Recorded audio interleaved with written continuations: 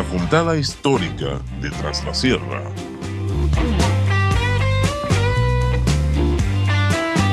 Diego Zavalla.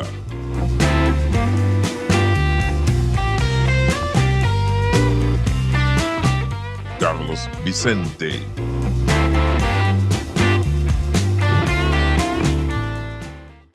Bienvenidos una vez más, esto es la juntada histórica de Tras la Sierra, episodio número 8, vamos llegando a fin de año, soy el profe Carlos Manuel Vicente y me encuentro de nuevo con el profe Diego Manuel Zavalla, el gusto de saludarte Diego una vez más. Bueno, hola a todos, el saludo también para todos los que están viendo, agradeciéndoles como siempre el acompañamiento de este proyecto que venimos encarando a lo largo de este año y que bueno, nos estamos acercando a fechas importantes porque es fin de año y bueno, estamos llegando a una época importante también de nuestra historia de Villa Dolores para conocerla, para aprenderla o para rememorarla en algunos casos.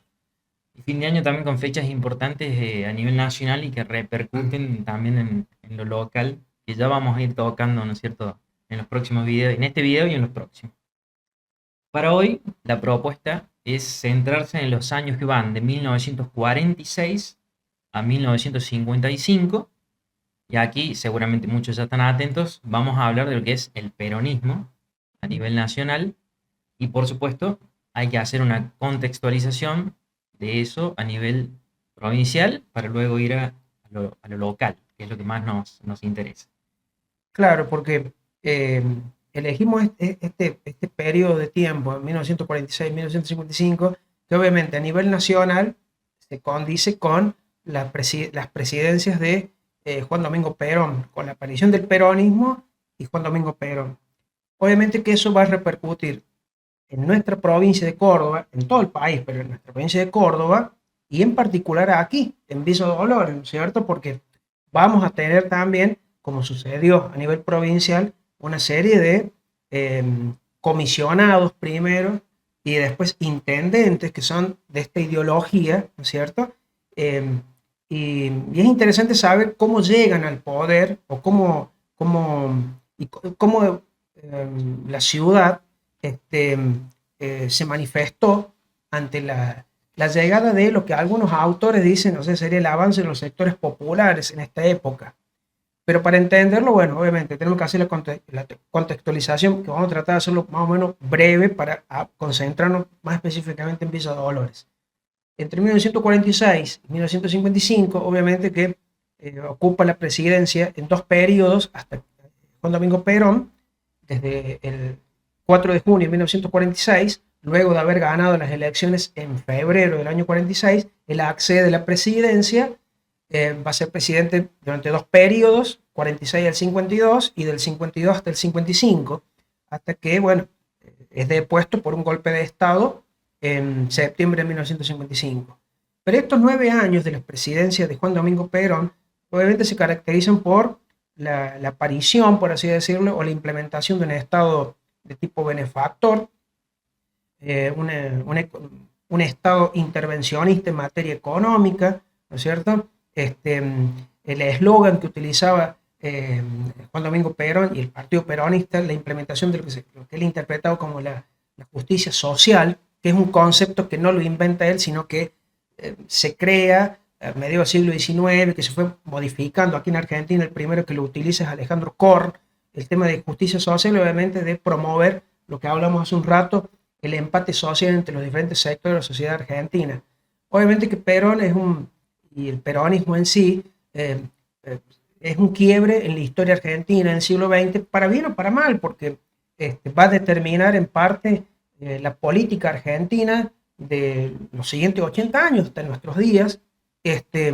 Y bueno, en estas presidencias, obviamente que hay un control del Estado por parte de la imagen populista, como diría Ernesto Laclau, un gran politólogo argentino, cuando lo describe Juan Domingo Perón, como un gran líder carismático, ¿no es cierto?, que concentraba todo el poder, la suma del poder en sí, ¿no es cierto?, y que, bueno, creó por sus obras de beneficencia para algunos o para otros por cuestiones pragmáticas o proselitistas, llevó a que, bueno, diferentes sectores de la sociedad lo vieran con buenos ojos a esto de implementar, en épocas de las dictaduras de Edelmiro Farrell, implementar, por ejemplo, leyes de corte laboral, la implementación de derechos básicos que no habían sido tenidos en cuenta hasta ese momento por los diferentes gobiernos conservadores o liberales y radicales, ¿no es cierto? Bueno, Perón tuvo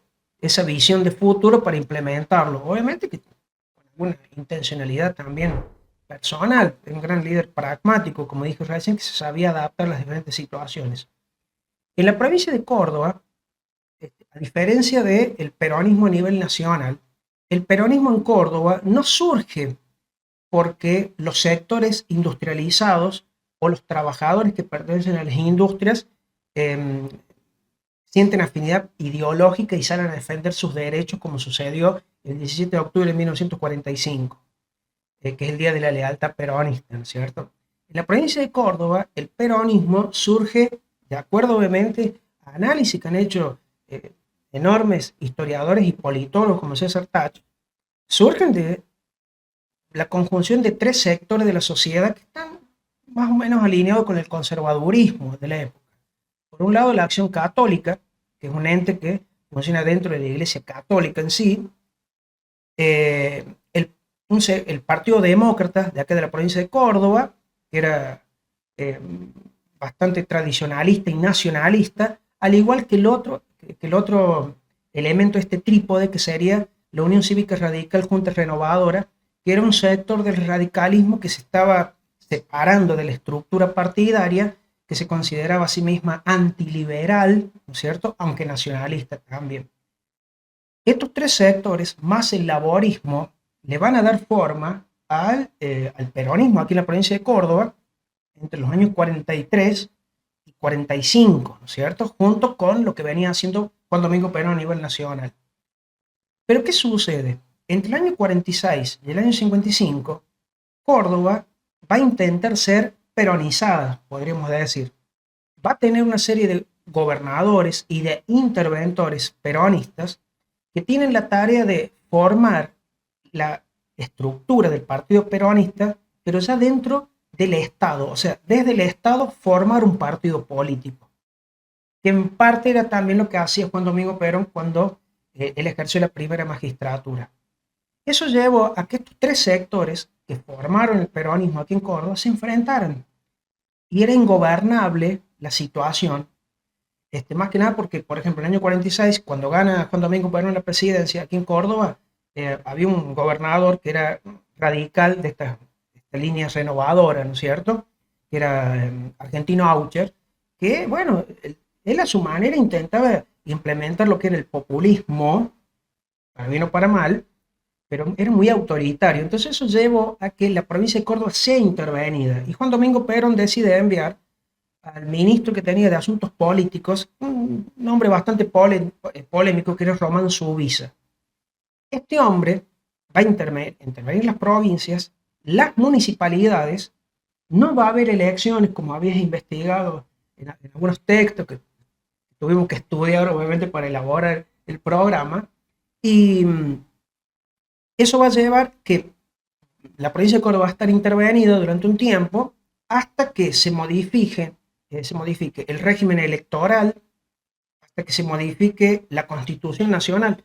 Cuando se modifica la Constitución Nacional en el año 49, se va a modificar la Constitución de la provincia de Córdoba. Va a traer, por ejemplo, implementado que los gobernadores pueden ser gobernadores por un periodo de 6 años y los intendentes por un periodo de 3 años. La forma de elegir los intendentes es diferente a lo que se utilizaba con anterioridad. O sea, son modificaciones políticas que sirven para mantener una estructura de poder. Junto con Román Subiza, este personaje que va a ser interventor y a la vez gobernador de Córdoba, después van a venir, sí, una serie de gobernadores que van a surgir de las elecciones abiertas y libres, como por ejemplo el brigadier Juan San Martín, por nombrar uno, que tiene mucho que ver con la fábrica militar de aviones, con la industrialización de la provincia de Córdoba, o Raúl Lucini, que fue el gobernador que va a ser depuesto en el año 55 cuando sea la Revolución Libertadora, que cada uno a su manera van a mantener o intentar mantener la estructura de poder que había a nivel nacional. En Villa Dolores en particular, y ahí te voy a dar pie para lo tuyo, para tu tema, ¿no es cierto? Villa Dolores no va a ser la excepción. Villa Dolores va a ser intervenida. Va a haber una serie de comisionados interinos que hacen las veces de intendente, que en realidad eran nombrados por o el gobernador o el interventor de turno, porque esa es la manera de elegirlo, que eran jefes políticos. Esto se da mientras el partido peronista, que en esa época todavía no tenía ese nombre, aquí en la ciudad de Villa Dolores y la provincia, mientras se va a ir armando, se va a ir configurando, ¿cierto? Y eso, desgraciadamente, hablando de la sociedad, va a llevar a que la sociedad se polarice. Porque hay sectores que no van a aceptar lo que para algunos autores es el empate social, o sea que los sectores populares puedan acceder a la burocracia estatal, a los derechos laborales, derechos básicos, ¿no es cierto? Los derechos de primera y de segunda generación. Eso va a generar conflictos, tensiones, y aquí en Villa Dolores políticamente se van a graficar a lo largo de estos 9 años. Es así, es decir, toda esta modificación de la estructura social del país ocurrida durante el peronismo va a tener su reflejo local, porque si recordamos lo que hemos visto en videos anteriores, una cuestión es Villa Dolores, Tras Sierra, que netamente era agrícola ganadera, con sus pequeños centros urbanos, y otra cosa, ¿no es cierto?, es el Gran Buenos Aires, la ciudad de Córdoba, el Gran Rosario, que fue otra forma en la cual el peronismo se fue configurando o apareció, digamos, como fenómeno de masas. ¿Qué podemos decir de Villa Dolores concretamente? Bueno, los comisionados o los interventores municipales se van a suceder hasta que se va a hacer una elección en 1951. Es decir, van a pasar varios años y ahí es donde surgen, ¿no es cierto?, estas críticas, porque muchos detractores, ¿no es cierto?, del peronismo van a decir lo básico de la democracia, que es elegir autoridades mediante el voto, no se va a poder hacer. Pero es muy bueno entender el contexto por lo cual ocurre esto, porque estamos hablando de que esa modificación de lo que es la sociedad argentina, donde ciertos sectores que estaban relegados de pronto acceden a muchos derechos que no tenían, eso genera algo positivo para la sociedad, una transformación social muy positiva. Y acá no era la excepción. Habíamos hablado de que, por ejemplo, en la década del 20, la década del 30, en Villa Dolores había gozado de riqueza, pero esa riqueza estaba concentrada en algunos sectores altos de la sociedad, y los demás sectores habíamos dicho que, por ejemplo, en una municipalidad los días sábados había tenido que repartir alimentos. Exacto. Entonces, esa situación cambia, por supuesto que genera tensiones. Es decir, en el reparto de los ingresos que genera una nación o una sociedad, hay tensiones que, bueno, son parte, ¿no es cierto?, de cualquier cultura. Estos sectores que vos estás nombrando, que son de alguna u otra manera los que eran los dueños o los que ejercían la tenencia de la tierra, que ejercían el poder también, se ven amenazados por la aparición, obviamente, de estos sectores populares, como estamos nombrando, y muchos de ellos van a estar nucleados en los sindicatos, porque hasta ahora, en toda la serie de videos que hemos realizado a lo largo durante el año, casi nunca hemos nombrado los sindicatos. Y obviamente que la sindicalización de los trabajadores viene de la mano de la labor que hace Juan Domingo Perón durante el gobierno, la dictadura de Farrell, en lo que sería la Secretaría de Trabajo y Previsión.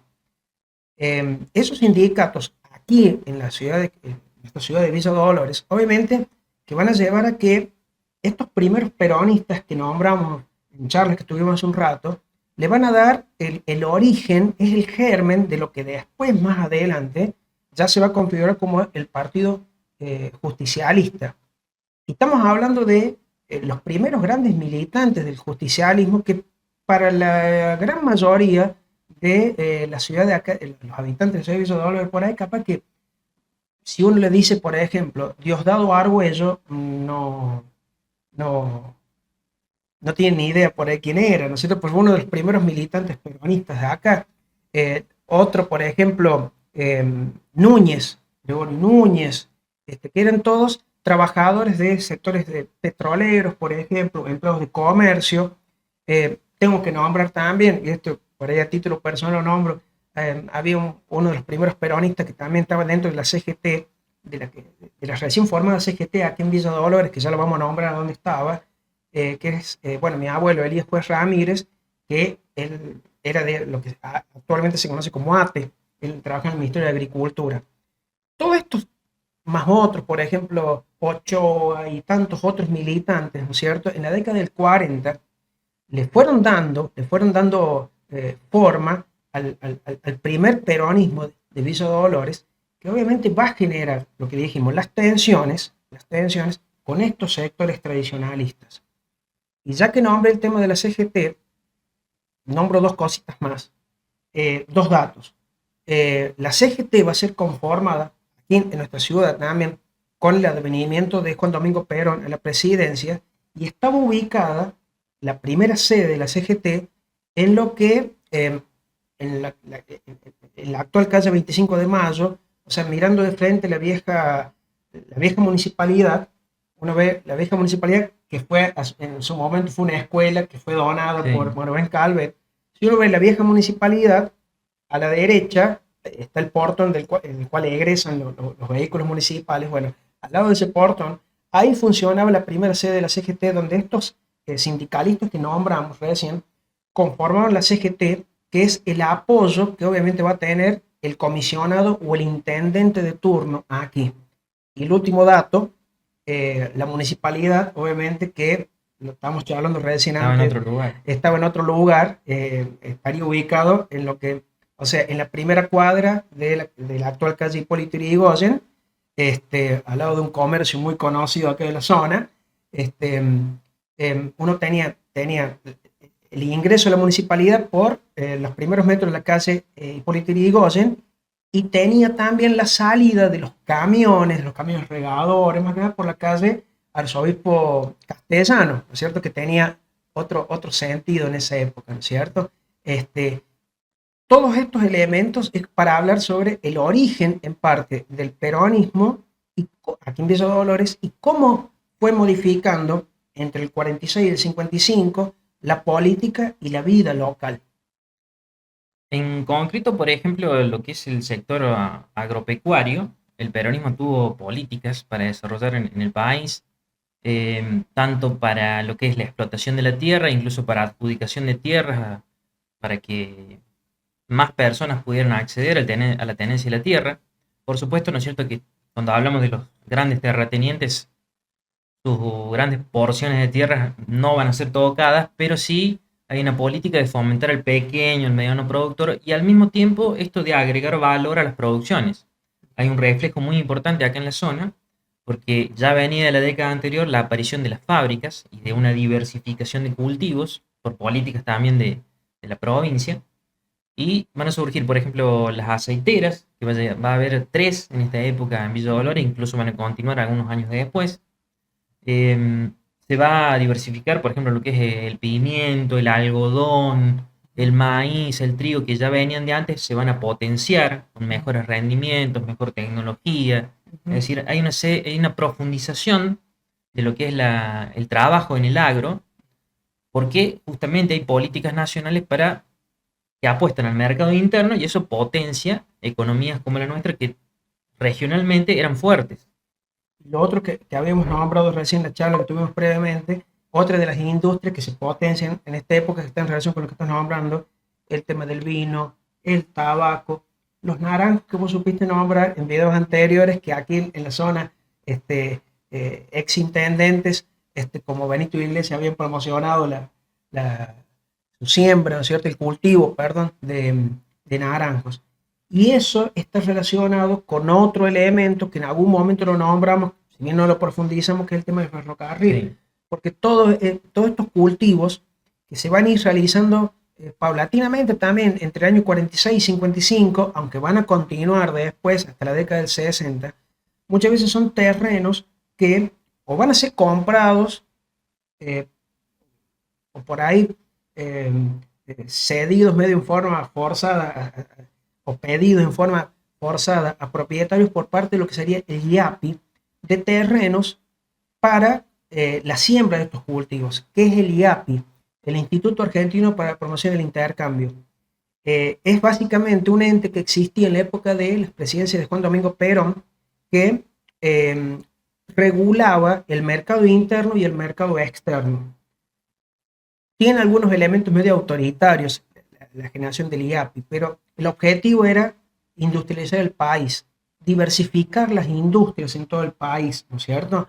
No solamente crear una industria pesada, que obviamente se iba a concentrar en lo que sería Buenos Aires, Rosario o Córdoba, sino tratar de fomentar diferentes actividades industriales en el país, como las que vos estás nombrando. Hay un dato que recuerdo en este momento sobre el YAPI, que era el encargado, por ejemplo, en esta época, que también se va a fomentar la llegada de inmigrantes, y por una investigación que me tocó hacer sobre los italianos en esta zona, en esta época, el YAPI controlaba qué inmigrantes ingresaban al país, porque justamente la gente que llegaba tenía que tener un perfil.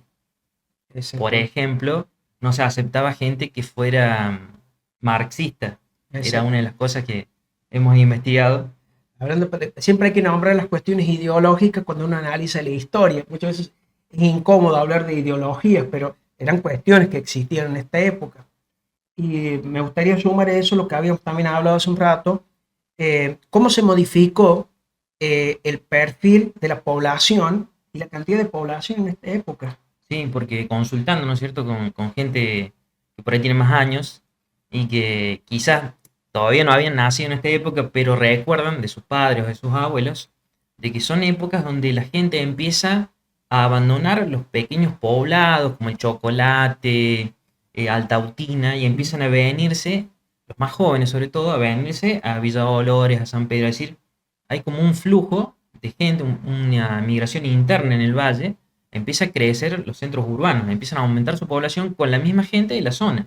Claro, según datos por ahí de entes oficiales y de entes privados que consultamos, obviamente como el archivo histórico de la provincia, o como puede ser también entes, por ejemplo, como Sociedad Rural Argentina, entre otros, que tienen datos con respecto a esto que estamos hablando.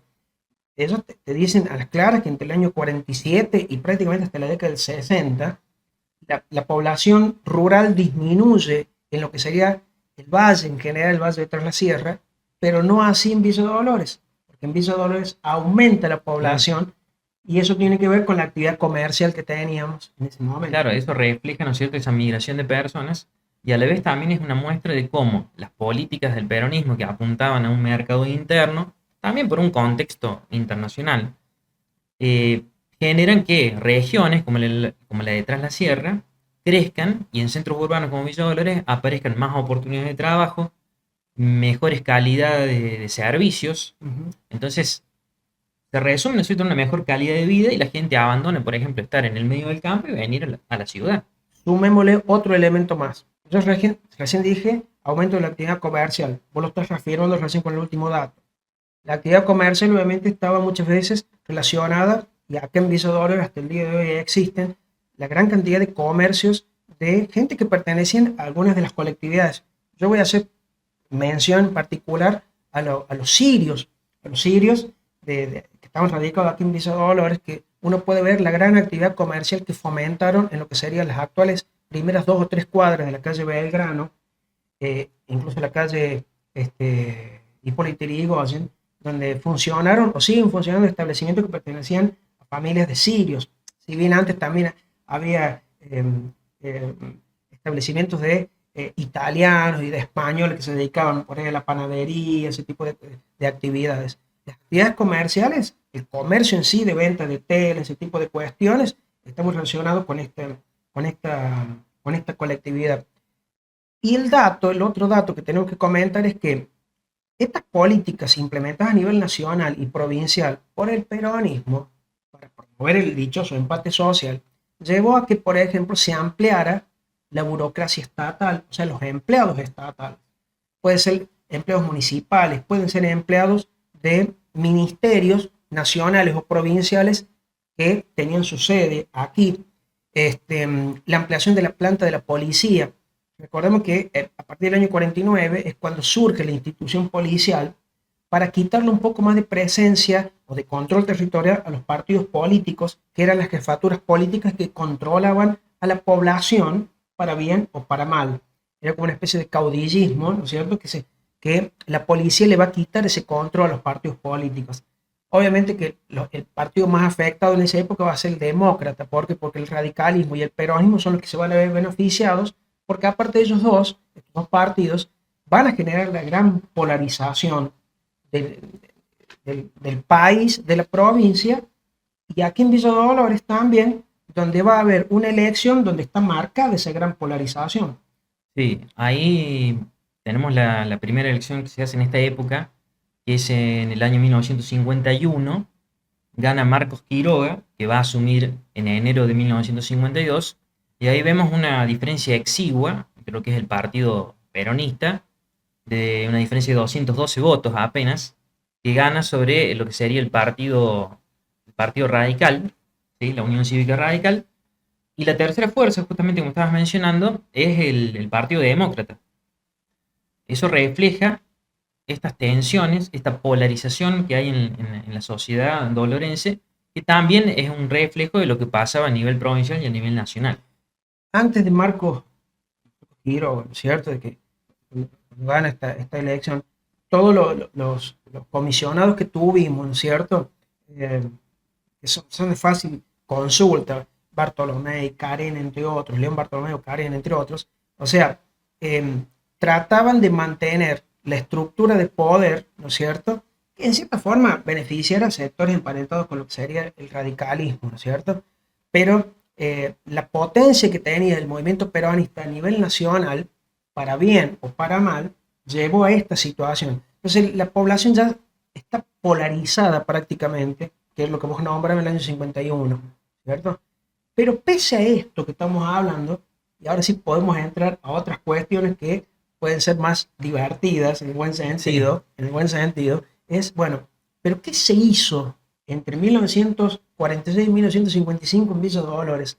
¿Hubo algo? ¿Hubo obras? Pasaron muchas cosas, ¿no es cierto? Por ejemplo, tenemos lo que es el Aeroclub en 1949, que se va a crear lo que es el Aeroclub. Es decir, recordemos que esto ya venía de un tiempo antes, lo de la aeronavegación, pero aquí se crea ya el Aeroclub y se va a mantener un servicio regular, perdón, de lo que es, por ejemplo, un correo aéreo, que es muy importante para la época, porque va a comunicar a la ciudad de una manera eficaz, muy eficaz, y se va a mantener durante mucho tiempo. Obviamente. En materia educativa, La escuela industrial, que va a ser creada en 1954, la famosa semana estudiantil, ¿sí? También en este año va a surgir este evento que existe hasta la actualidad y que convoca, ¿no es cierto?, a multitud de jóvenes y que tantas pasiones despierta. Eh, y después está la escuela profesional también. con respecto a ser estudiante, perdón, Sí, me gustaría destacar la labor del sacerdote Horacio Gómez Dávila, que tuvo mucho que ver en la creación de esto, y bueno, una profesora, Blanca Sinopoli, que tiene mucho que ver también en la creación de esto, porque respondían a ciertas ideas que la acción católica, que estuvo en su momento cercano al peronismo, ya a partir del año 52, 53, se empieza a alejar del partido sí. peronista. Entonces, la semana estudiantil, sin entrar en muchos detalles por ahí para generar polémica, pero en realidad era tratar también de quitarle presencia al justicialismo en la juventud. Porque recuerden que la juventud en esa época, más que nada los estudiantes secundarios, estaban nucleados en lo que era la UES, Unión de Estudiantes Secundarios, ¿no es cierto? Entonces estaba muy politizado el ambiente en esa Claro. época. La Iglesia Católica, a través de la acción, de la acción católica, ¿no es cierto?, la institución, este, eh, bueno, decide esta patriada, por así decirle, de crear esta semana estudiantil que, a ver, esto lo pueden consultar tranquilamente diferentes textos, ¿no es cierto? Obviamente, himnos, las serenatas matutinas que había, entre otros eventos, ¿no es cierto? Fueron llevando a que, bueno, se volviera una tradición que solamente va a ser interrumpida, según algunos divulgadores e historiadores locales, en el año 55, cuando fue la Revolución Libertadora, el gobierno, la dictadura que va a deponer al gobierno de Hipólito, perdón, de Juan Domingo Perón, va a ser el único año que se suspendió, ¿no es cierto?, la semana estudiantil. Y lo otro que vos estabas nombrando, lo de la escuela profesional de mujeres, que se va a crear según un decreto en el año 55, pero se va a implementar en el año 57, son dos escuelas, junto con la escuela industrial, que responden también a las ideas económicas a nivel nacional, que era la sustitución de importaciones. Para sustituir importaciones necesitamos industria nacional. Y para que haya industria nacional tiene que haber trabajadores que se dediquen a la industria. Tanto lo que sería la actual escuela industrial como la ya desaparecida escuela profesional, que en el año 93 se van a fusionar, cumplían esa función: crear profesionales de las industrias en diferentes tareas. Primero para hombres, en el caso de lo que sería la escuela industrial, que en esa época también se llamaba ENET número 1, y la escuela profesional, o ENET número 2, que era más que nada para mujeres. Hasta que, vuelvo a repetir, se funciona en el año 1993, cuando las escuelas nacionales pasan a las órbitas provinciales. Responde también, ¿no?, a una visión de sociedad. Es decir, se quería construir una sociedad con un sentido que apostaba a la industria, al mercado interno, y con todos los beneficios que va a generar para muchos sectores amplios de la sociedad durante una época. Después, ¿no es cierto?, los análisis que se pueden hacer, y por eso también esto del peronismo genera tanta controversia o diferentes vertientes de análisis, múltiples versiones se pueden dar, ¿no es cierto?, de lo positivo y lo negativo de este modelo, incluso de si se puede sostener en el tiempo o no, o de si la forma de implementar esta sustitución de importaciones después no se puede sostener porque en sí genera, digamos, tiene como una contradicción. Pero bueno, esas son cuestiones para analizar, ¿no es cierto?, en otro video. En otros videos. Algo que estamos hablando, quería compartir obviamente con ustedes, es que, bueno, los medios de comunicación, que eran muy escasos.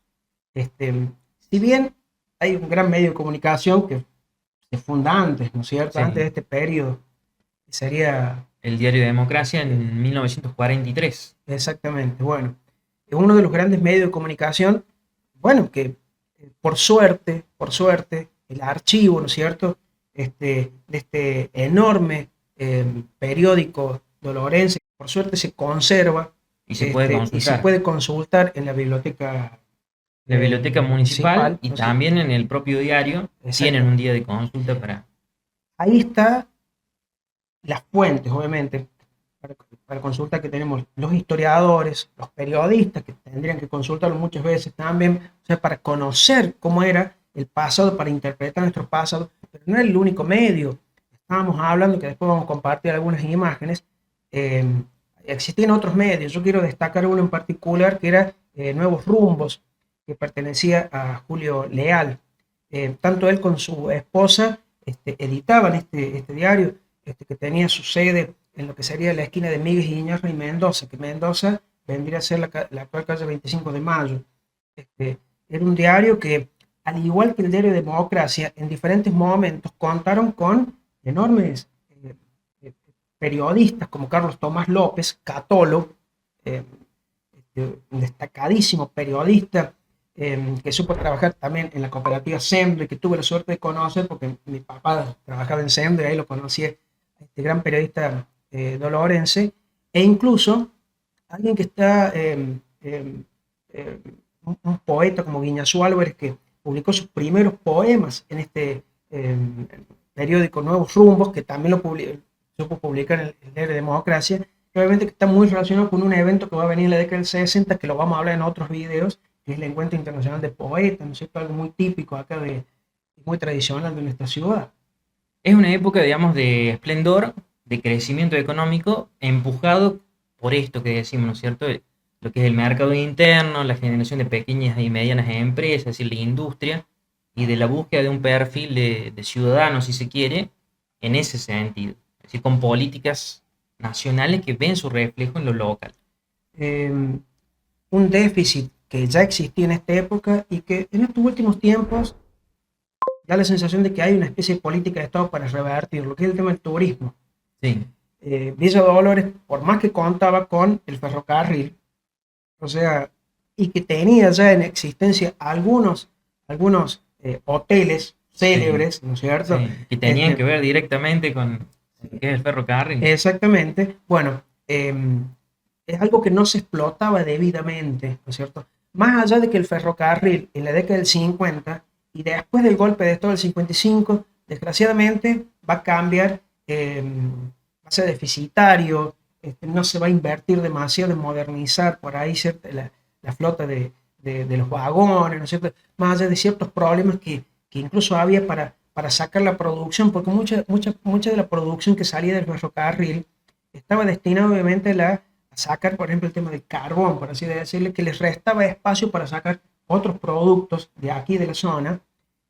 Eso también perjudicaba a la hora de tener vagones para la llegada de turistas, sumado a que Villa Dolores no tenía en sí una política, podríamos decir, de Estado para fomentar el turismo, ¿cierto? Ese por ahí sería un déficit que observamos en esta época, no solamente hasta el año 55, sino que va a continuar unos años después. Pero también había polémicas casi al final, ¿no es cierto? Este periodo que estamos analizando, el periodo de las intendencias peronistas. Hay una polémica que ahí con eso vamos creo que a cerrar, pero hay un dato que se nos faltó mencionar sobre el ferrocarril, que en esta etapa va a ser nacionalizado. Sí. Es decir, en el año 1948 todos los ferrocarriles argentinos van a pasar a manos del Estado argentino y particularmente aquí el tren que llegaba pertenecía, ¿no es cierto?, a lo que era el Buenos Aires al Pacífico, porque iba desde Buenos Aires hasta Chile, llegaba, se conectaba por supuesto la línea que llegaba a Villa Dolores con Villa Mercedes San Luis y de ahí se podía llegar a Chile o a Buenos Aires. Y va a pasar a llamarse Ferrocarril General San Martín, por una decisión también del Estado Nacional de darle nombres de próceres de nuestra historia, ¿no es cierto? Exactamente. Bueno, de todas maneras, digamos, mucha gente lo recuerda como el ex VAP, le decían. Exactamente. Se conservan por ahí gente como recuerdos, ¿no es cierto? Souvenirs, donde dicen los clavos, por ejemplo, con los cuales se clavaban los durmientes, que tienen ese logo. Es un dato que había quedado ahí al pasar que me parece importante contar. Y las polémicas, ¿Cuándo no? con mito y leyenda incluido, ¿no es cierto? Porque, bueno, estas tensiones de las cuales hablamos, tienen ahí su reflejo hacia el final de la etapa peronista con este golpe de Estado del 55. Pero antes de eso, ¿qué sucedió acá con la Claro, intendencia? poco tiempo antes, ¿no es cierto? Se elige un nuevo intendente, va a ganar Felipe Cheli por el Partido Radical, la Unión Cívica Radical, pero va a tener un gobierno, va a asumir un gobierno muy breve. Va a poder gobernar apenas 6 días, según dicen las fuentes, porque, bueno, algunas decisiones que él toma, por ahí poco diplomáticas, van a generar un conflicto con los gremios, sobre todo el municipal, y se va incluso a involucrar a la iglesia. Bueno, todo eso va a generar que termine a los 6 días renunciando. Exactamente. Y eso es una muestra más, porque esto sucedió en junio del 55. Sí. Si bien unas semanas después, a nivel nacional, se va a empezar a gestar un malestar muy grande en contra del gobierno de Juan Domingo Perón. Se va a manifestar en la marcha de Corpus Christi, ¿no es cierto? El bombardeo de la Plaza de Mayo, con el intento de asesinato de Juan Domingo Perón, y que después todo va a decantar en el golpe de Estado que se va a iniciar el 16 de septiembre del año 55 en la ciudad de Córdoba, encabezado por entonces general Eduardo Leonardi, que va a determinar el renunciamiento de Juan Domingo Perón el 20 de septiembre y la asunción de este dictador, Leonardi, el 21 de septiembre, junto con un grupo de seguidores que para el peronismo va a traer ciertos malos recuerdos, porque entre ellos estaba, bueno, por un lado Isaac Rojas y Pedro Eugenio Aramburu, que, bueno, desgraciadamente va a ser la persona que torpemente, de un punto de vista personal y político, creo que hay que decirlo, va a intentar eliminar el peronismo a través de decretos, ¿no es cierto?, en época de dictadura. Entonces, esa tensión que se ve a nivel nacional se refleja en nuestra ciudad con la breve intendencia, obviamente, de Felipe Cheli, porque obviamente la intendencia va a ser intervenida nuevamente, ¿no es cierto?, por el gobierno provincial, en este caso de Raúl Lucini, peronista, ¿no es cierto?, que fue el último gobernador peronista hasta esa época, ¿no es cierto?, el golpe de Estado del 55. Pero para cerrar, ¿no es cierto? Muestra las claras las tensiones que se vivían no solamente en nuestra sociedad dolorense, sino a nivel nacional. Pero pese a todo esto que estamos hablando, se generaron obras, nos quedaron otras por nombrar. Por ejemplo, en el año 1951 se implementa la construcción del hospital regional, que se va a inaugurar después en la década siguiente bajo otro signo político, pero la construcción del hospital regional de acá de Villa Dolores, que se inicia en 1951, estaba enmarcado dentro de lo que sería el primer plan quinquenal. La constructora de la familia Estrada eran uno de los que estaban involucrados en esta construcción de este hospital, que le va a cambiar en parte la vida, la sanidad, por así decirle, no solamente de Villa Dolores, sino de toda la región. Es algo que hasta el día de hoy, ¿no es cierto? Muy necesario. Pero hasta el día de hoy es el hospital, ¿no es cierto?, de cabecera en la región ante urgencias, ¿no es cierto? Bueno, eso va a surgir, obviamente, la construcción en esta época, ¿no es cierto? O sea, la ciudad se expande, la actividad comercial se expande, la actividad política genera polémica, hay grandes obras en materia educativa, en materia sanitaria, todo lo que estamos nombrando, el cambio de la fisonomía, por así decirlo, de la actividad agrícola, ¿no es cierto?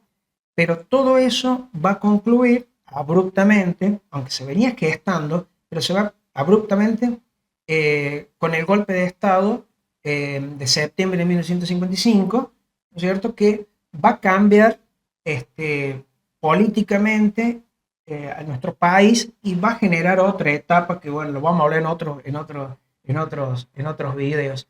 Pero Villa Dolores, a pesar de todo, en estos años de intendencias peronistas, podríamos decir, Sí. dentro de todo, siguió creciendo y se termina ya de instalar definitivamente como el centro comercial, el centro donde están los grandes entes nacionales y provinciales de referencia, como el Ministerio de Agricultura, Ministerio de Minería, ¿no es cierto?, que son actividades que tienen mucho que ver, que le cambiaron la fisonomía al Valle de Tras la Sierra y a nuestra ciudad.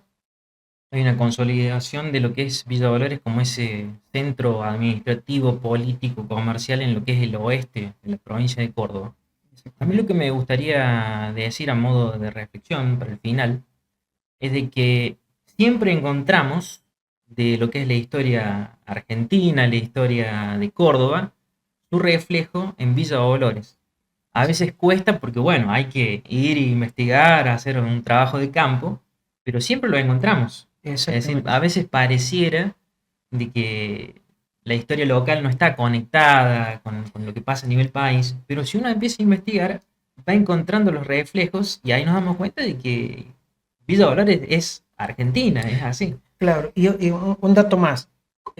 Conocer la historia nuestra no es solamente lo que suele decir yo el dato pintoresco, porque, por ejemplo, algo que estábamos hablando antes de hacer el video, la municipalidad, en esta época de los gobiernos peronistas, habían implementado lo que sería una especie de radiodifusora, por así decirlo, o la difusión de música, programas y propagandas, obviamente municipales, a través de la instalación de algo tan simple como parlantes en los alrededores de nuestra Plaza Mitre.